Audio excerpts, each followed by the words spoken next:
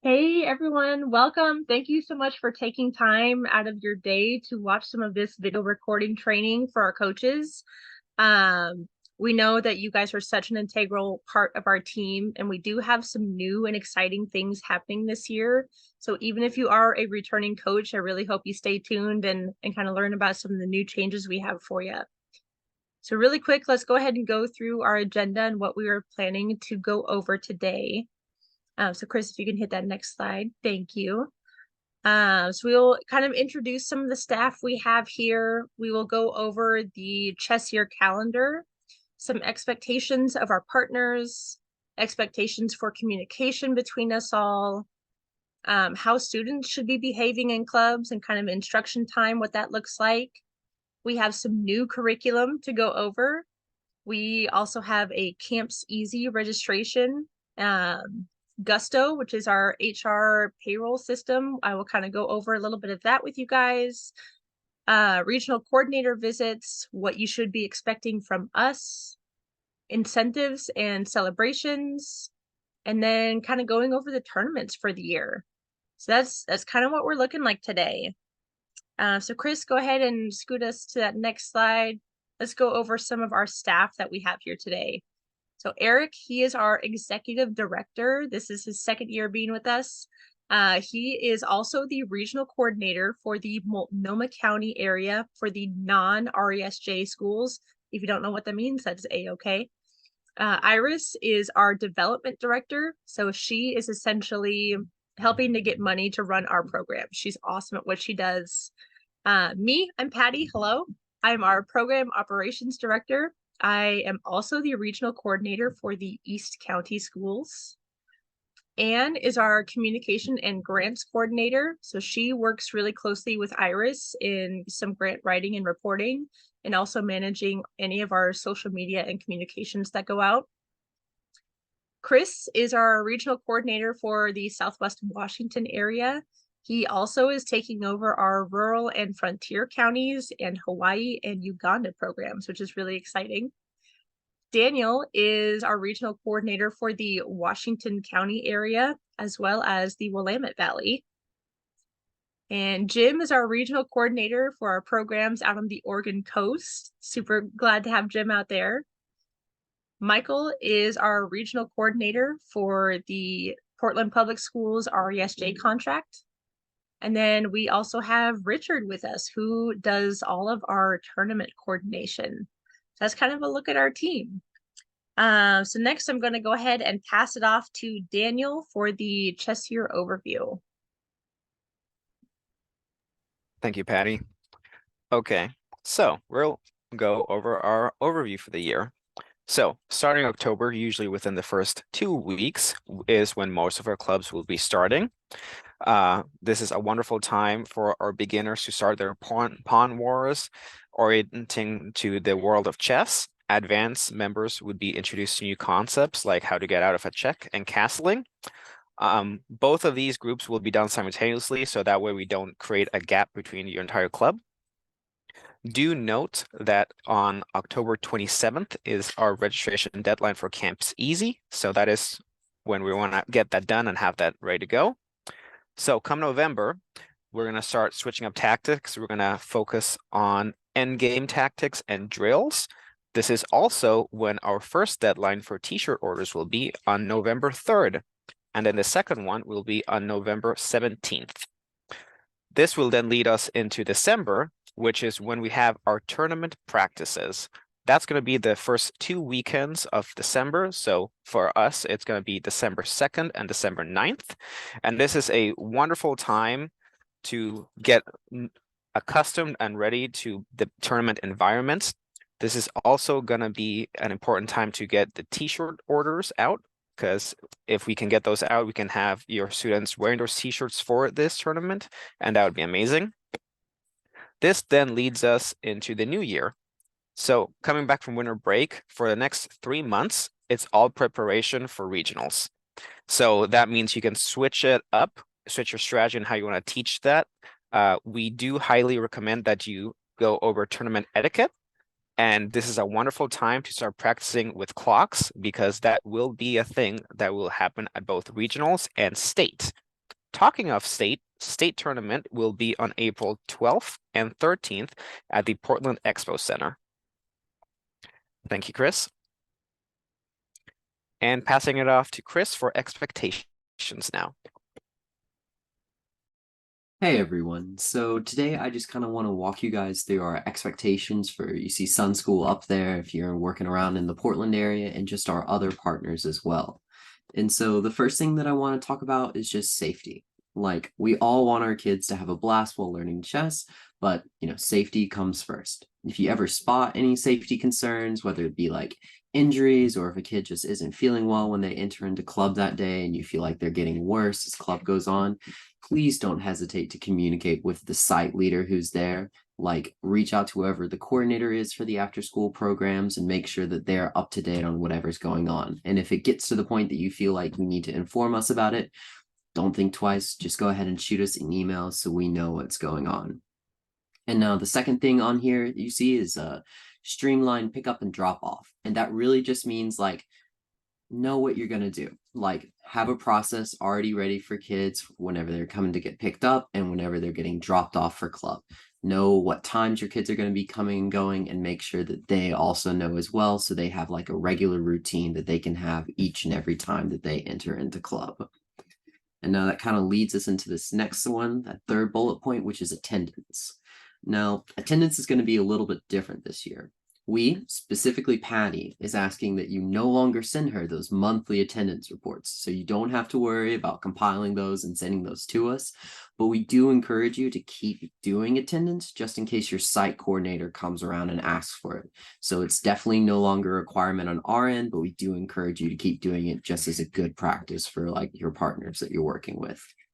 And then finally, the last thing that I have here is that attention signal. And for those of you who don't know, it literally is what it says. It's just a signal to get the kids' attention. We like everyone to implement this like early on in the chess club year. Some people like to do 1, 2, 3, eyes on me. That's a really simple one. You can also just do the classic clap to get everyone's attention.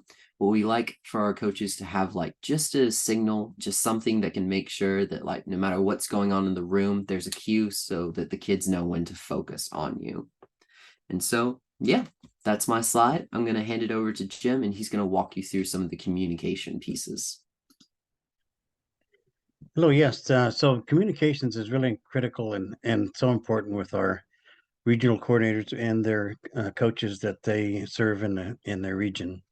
The first one is we use is email, of course, and that's that we can share a lot of information and data with them.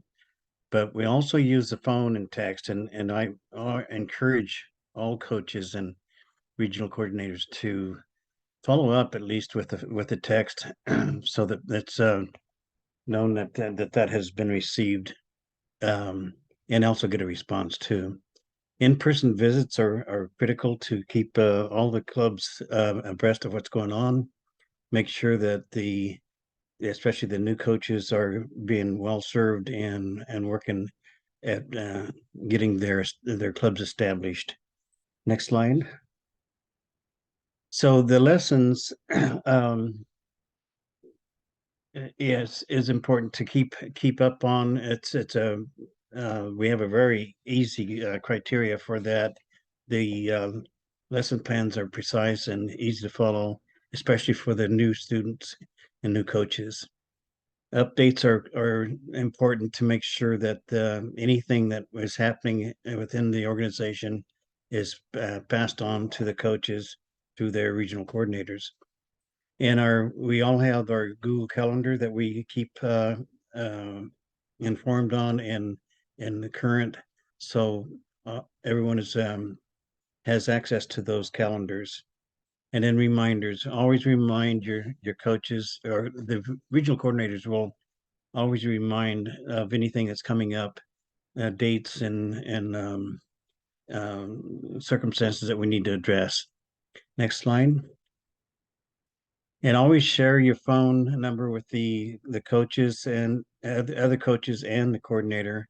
I personally have a group phone a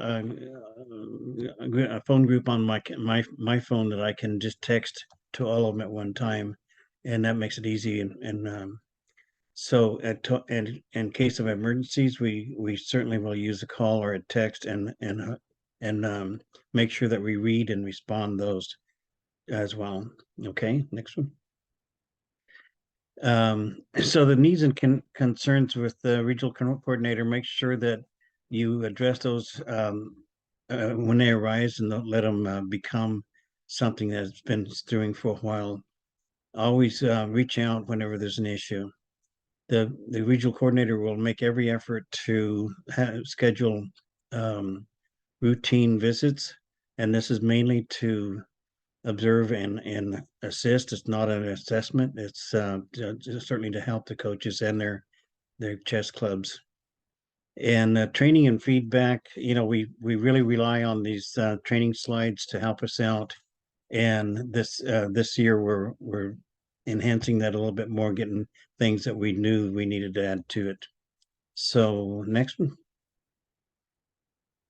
Okay, and I'll pass. Let's see. Oh, and the conduct and expectations. We need to first of all set those chess expectations with your groups. Make sure that they know that there's expectations in their group that they have to follow. They need to follow, and to raise your hand if they need help or something to say. They treat their opponents with respect and no push downs. We always begin each game with a handshake and a good game, and don't give up. Make sure that they finish those games, even if they may anticipate what's going to happen. So participation and fun, that's what we're there for. Is win or lose, we learn from each game. Next one. I think that's on. Oh, and then also the chess club is a privilege. So make sure that they know that they need to earn their way in, and if that happens that they may not get to stay, they can certainly earn their way back in. Some clubs have the 3 strikes policy, which is for behavior and also attendance. Chronic attendance absences can really make a difference for the club. There's all of my clubs have waiting lists for students that would like to come in, so certainly no reason to have someone that's there just to take up a space. And so again, if they do earn their way out, they certainly have an opportunity to earn their way back in. It's not forever. Okay, and I think that's it. Oh no, we have so whenever the coach is working with the class, make sure that they're asking the entire class for the question and answers, and not individual child, so they don't get embarrassed. And disruptions, we need to make sure that we work on those as socially without physical intervention. And if you need to talk to the individual privately, we go out of earshot, but not out of the room. Make sure that everyone is still in eyesight with each other. And if that disruption continues, then they'll seek the site manager or someone with the school building administrator. Okay, so then I believe that's it. We go on to curriculum with Eric. All right, thanks, Jim. And so as we tried to build more structure around what we're doing with our programs, the team has spent considerable time updating our curriculum this year. We're going to give all coaches access to our 26-week curriculum. So that's going to include 2 one-hour lessons each week.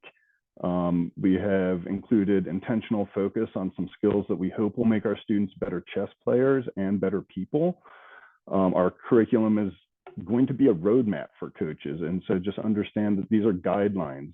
Just like with any trip that people take, when you're using a map, you can always take a different route to get to where you're going. So based on what your needs are within your club, you can change the curriculum a little bit. But we want you to still maintain the focus on the soft skills and the focus on chess, because that's how we're selling the program to funders. And it's really important that we deliver on that. And so we will provide all kinds of supplemental resources and everything that the coaches need to be able to deliver the 26-week curriculum. And just note that you're only going to get the first 10 weeks right now. We'll give you access from October through December. And so that'll get you through the fall session. And then before we come back for winter, you'll have access to the remaining weeks of curriculum. And so one of the big changes we made this year was to put some new intentional focus on some new concepts. Last year, we had a pilot program at a couple of schools where we started to introduce these concepts to students. And our staff decided that this year it was important that we spread this across all of our programs. And so for those who don't know, dialectical behavior therapy is a type of therapy. It's research and evidence-based, and it really helps people learn how to change their own behavior by building skills. And so the areas that we're going to focus on with the students will be mindfulness, distress tolerance, emotional regulation, and interpersonal effectiveness. And so really we're just giving students an introduction to these and then an opportunity to talk about them and practice them while they're learning chess. Go ahead to the next slide, Chris. And so one of the things that we really want to make sure that we're doing each week is spending a little bit of time on a designated topic. And what we want the focus to be is how this topic interrelates with chess and with life. And so there's going to be times where you have to be mindful in chess. And so when those times are there, let's point them out and be intentional about pointing those out. And then we'll have conversations about how does being mindful also help in life. And so that's kind of the big 30,000-foot view of how we're going to be integrating these concepts while kids still learn the important chess skills. All right, go ahead to the next slide, Chris, and we can look at what the October lessons are going to entail. And so we're breaking the group up into novice and experienced players in October. And novice lessons will really be about introducing all of the pieces, their different movements in the board. We'll have activities called Pawn Wars, where the students are learning and practicing how those pieces move. We're going to be talking about check and checkmate and introducing them to castling. And so that's going to all be stuff that we're working on throughout October. During that time, the experienced players will be doing random pair and play. They can participate and teach and mentor some of the novice lessons, and they can integrate where they feel like their skills need a little brush up. And so that's kind of how October breaks out. In the DBT concepts, we'll give quick definitions, student-friendly definitions for those 4 concepts. And then most of the month of October is going to be spent on mindfulness. And just that's kind of the ground and foundation of those concepts. And so that's kind of the snapshot for October lessons. And when you go to the next slide, you'll see what the outline looks like. So I mentioned earlier that we have a 26-week outline that coaches have. That is a snapshot of what happens. And so this is kind of the structure of what that 26-week outline looks like. And, you know, just in a glance, you can kind of see what happens for that session. Along with that 26-week outline, you'll also get detailed lesson plans, which is going to be on the next slide. And the lesson plan gives you a lot more structure. Go ahead to the next slide, Chris. It'll give you a lot more structure on how do you actually teach the lesson. So you'll see the time breakdown. You'll see that, you know, we're talking about certain concepts. You're going to see the activities that you go over, the lessons that you're doing. And so this will be a map for each session each week. And so we're really excited to be able to give this to coaches. It's really, I think, going to help new coaches. It'll also be a tool for more experienced coaches. And, you know, one of the pieces of feedback we got last year was that we weren't consistent among all of our programs. And so this allows us to build some consistency from program to program and make sure that when tournament season comes, everybody's kind of at the same place and it is ready for those tournaments. And so what I really want to make clear for everybody, for all of the coaches, is that we will provide this in the manner that you want it. So if you want a PDF file of the whole 10 weeks of curriculum, you'll have that. If you prefer to have a clickable electronic file folder with all of it, you would have that. And if you want a paper copy, we can provide that. So just communicate with your regional coordinator let them know how you want access to the curriculum, and then we'll make sure that you have access in the way that suits you and your club. All right, with that, I will pass this over to Patty, who's going to talk about Campeasy. Thanks, Eric. So Campeasy is an online registration platform that we are going to be utilizing this year. If any of your students had done summer programming with us, they would have already made a Campeasy account. I know that's probably some of our Portland students may have done this before. It is very quick and easy. Parents can register their students at home, or if you don't want to maybe go that route, if you would rather have a paper registration form and then you as the coach or as regional coordinators can enter that in, we have options for all kinds of ways for that, okay? So all of this information that we are getting from students is kept strictly confidential. This is exclusively for grant writing and reporting and demographic information. The plus size that this gives us that puts a little less work on you guys is we also get their t-shirt sizes through the registration. So when we are looking at that t-shirt deadline, I will already have a list of what sizes your students have given me, and we can coordinate and make sure that that is actually a good and correct size. So I've got a link down here that's campeasy.com/district-camps. So if you go onto that link, you will find a host of all of our programs. So each program has their own unique registration link. So if you don't see your link or you need help finding it, we might be missing some information that we need to get that link up and running. So maybe we need to know the dates and times of your program. So if you don't see it, let us know. We will either help get it created or help send you the correct link that you need. So Chris, go ahead and scoot to our next slide here. So again, you know, we've got each camp has their own unique registration link. And when you go onto that link that's right there, you'll see that all of the camps are organized by district.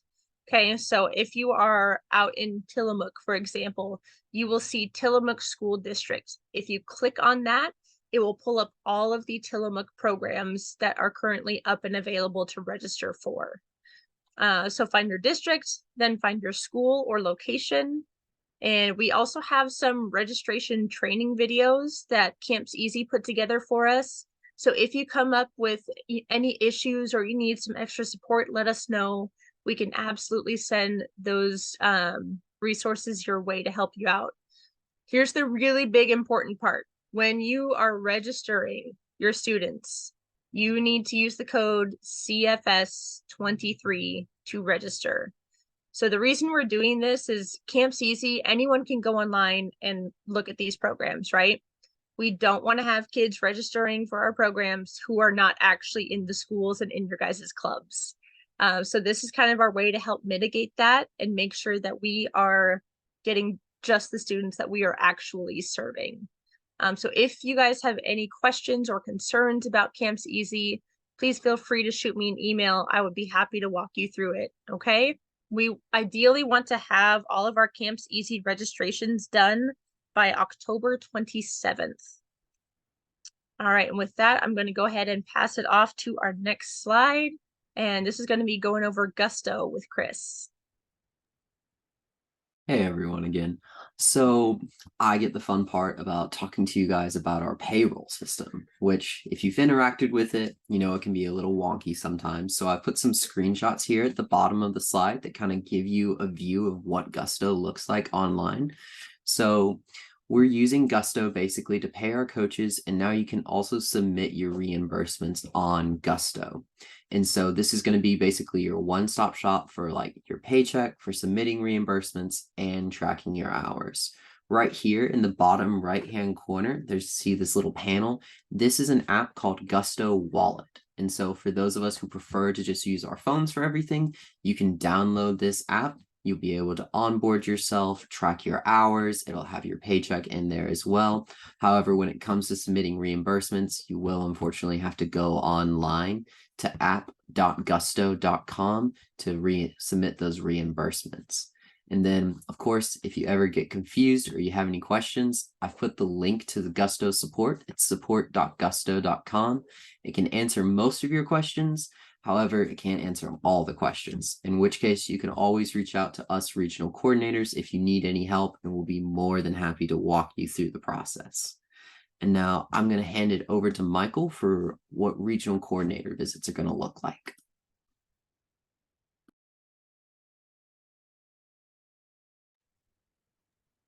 Hi, everyone. So I will be discussing the visits, your interaction with regional coordinators. Part of the visit would include a schedule that they would generate and let you know when they'll be coming. Also, what they'll do. For example, whether they will be able to demonstrate a lesson or observe and provide feedback to you, or at the end play chess with students. So the next slide really just focuses on that visitation schedule. I, as a regional coordinator, would try to develop in the beginning of the chess season a calendar that would show the visits that I would have with each club. Now, it's not done equally because clubs sometimes have more experienced coaches, other clubs don't. And so the preference for visitation would be to focus on the clubs who are maybe new and the coaches are maybe inexperienced, and maybe not visit those that have experienced coaches as much. But we'll try to get to everybody at least within 2 weeks or a month.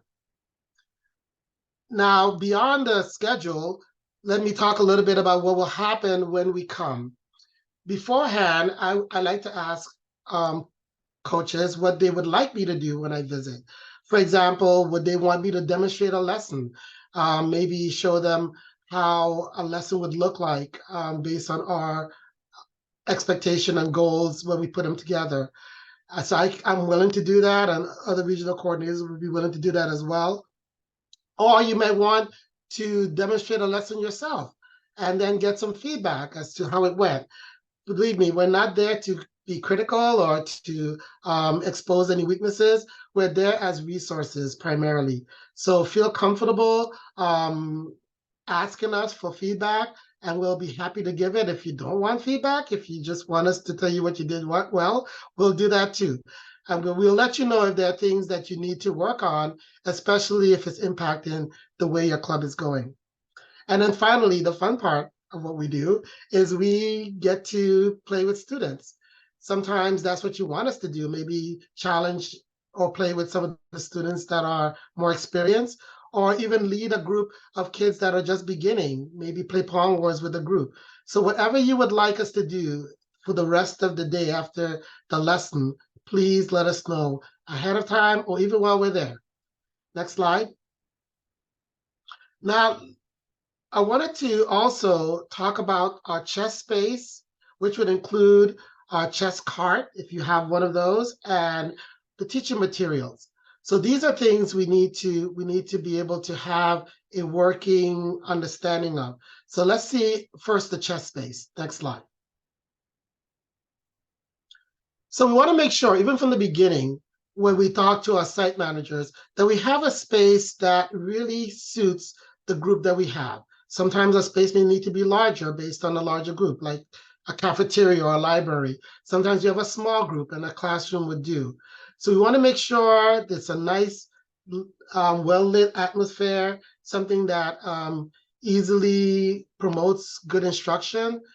Also, we want to make sure that that we have access to certain things, like maybe if we want to do online lessons, that there's a projector and a screen available for us to do that, because some of our lessons we will be asking you to maybe do an online practice or something. So that would be good to have that feature available in your space.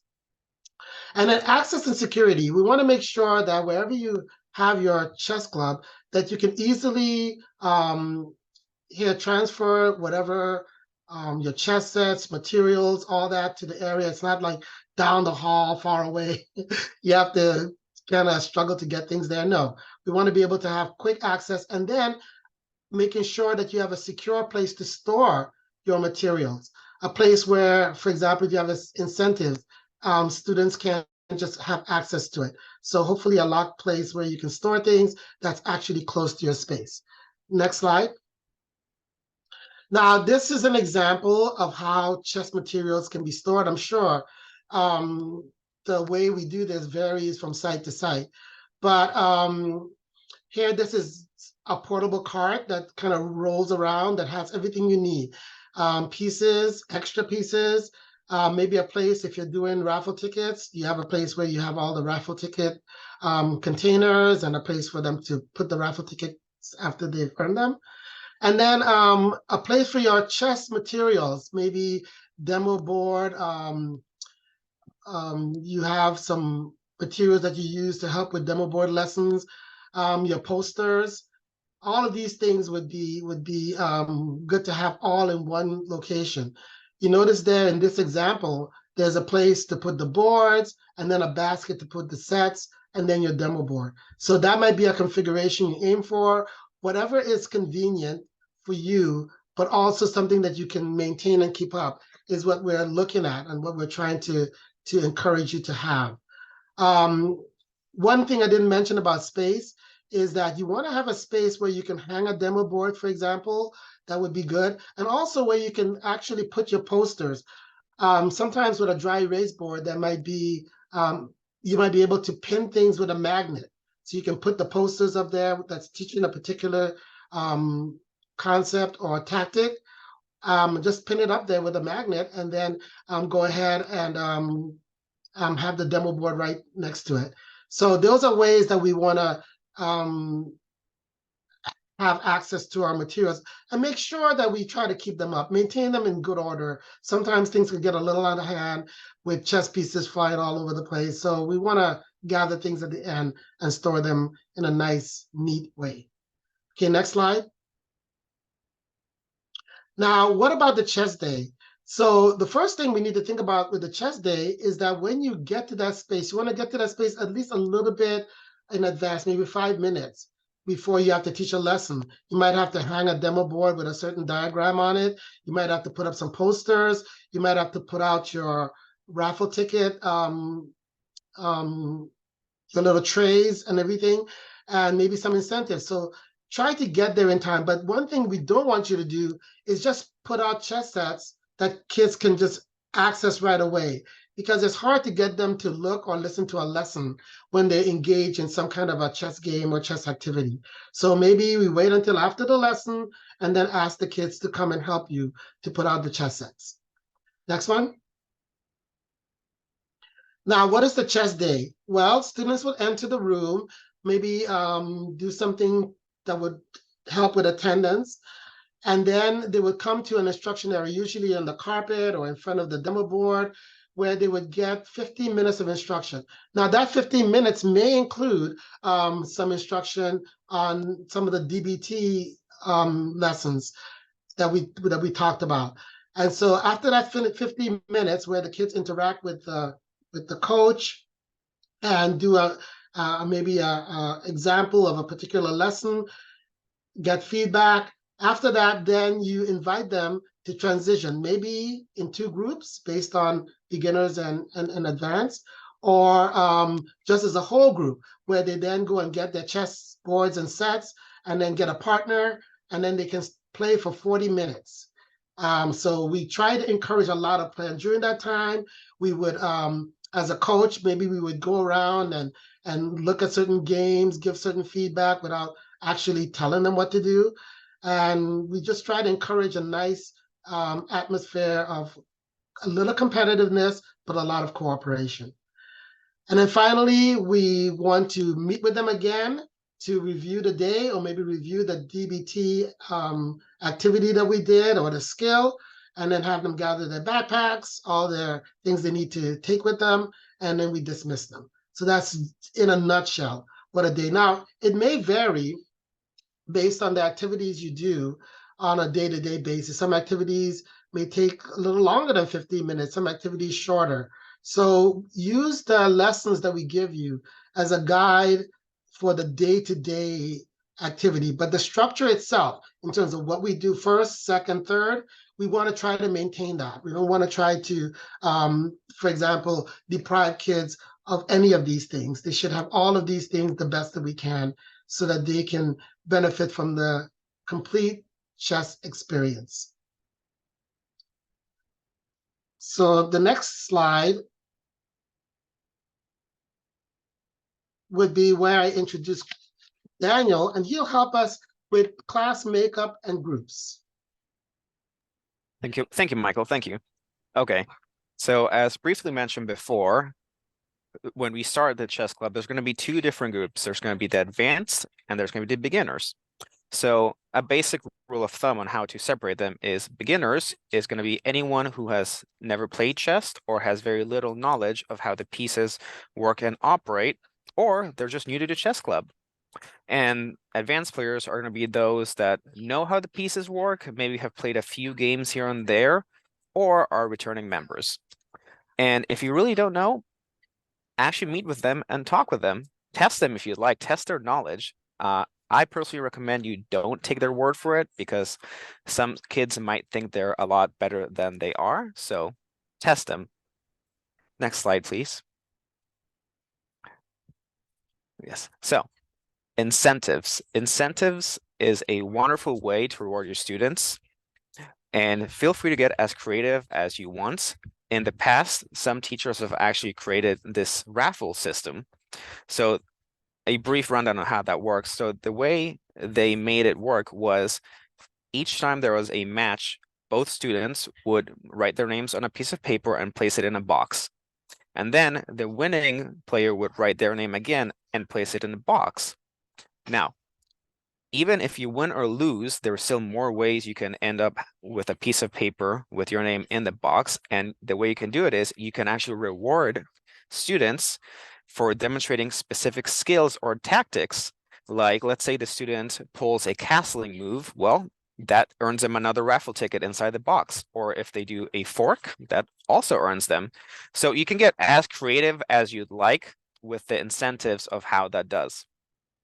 And this is a wonderful way to promote the student to try new things and try to win, and it builds up that competitiveness. Now, when it comes to actual incentives and what you want to reward them, that is entirely up to you. Dollar Tree has plenty of fun little trinkets, which students love. You're also more than welcome to raffle food or candy, but do make sure that it is compliant with whatever rules and regulations your school has. And please be aware of the food allergies that your student may have. Now, for all of this, anything you buy that has to do with a chess club, remember to send in your reimbursement form to Gusto. We do prefer, if possible, that you keep your total amount of spending for incentives under $70 throughout the entire year program. But again, Dollar Tree works perfectly for that. Next slide, please. So celebrations. So we like to throw at least one massive celebration, and that is usually at the very end of the year, and that is our end of the year chess pizza party. So buying some pizzas and also having a movie is a wonderful way for the kids to just enjoy it. At that point, state will have passed, regionals will have passed, so it really is just enjoying the friendships you've made. And when it comes to the movie, Searching for Bobby Fischer is a wonderful chess movie and I highly recommend it. And yeah, so we're gonna now move on to tournaments, tournament practice, regionals, and state with Richard. Thank you, Daniel. So here's the end of the year. But before we get to the end of the year, we're going to get together and we're going to play some chess together. So the first two Saturdays in December, December the 2nd and December the 9th, will be that celebration of the tournament practices. You will need to have permission slips for each of those events, and you will need to check in with your regional coordinators where you might be having these events. And that will give them a kickoff into the winter break, and perhaps they'll have the opportunity to practice a lot over the break. So you do your team selection in December and January, and the regionals are going to be slated sometime in February and March. We will get an email of the schedule and locations as soon as we have confirmation on those dates and sites, and we have registration open up for the regionals. And we do ask that you keep your registrations down to just 10 players per school per division. So if you are a K through 8 school, you could possibly have 20, 10 in K through 5 and 10 in 6 through 8. We do that so that we don't have 80 people showing up from one school and only 5 from another. You will want to have your teams selected, but please don't wait to the last minute to get registry players. We can make changes once we get close to the date, and we can actually make changes on the beginning of the day at the actual regional locations. Next slide, please. States. State will again be at the Portland Expo Center. Friday, April the 12th is the team competition. That's where you bring 5 to 7 players who have won the opportunity to represent your school at the state team. We'll have K through 5 teams. We'll have 6 through 8 teams. There are no teams at the 9 through 12 area. Those are all individual, and they play both days, Friday and Saturday. On Saturday, again, people who have qualified for state at the regionals come and play, and there are multiple awards given for the various sections within the divisions. There are, on the next slide, additional tournaments that we offer.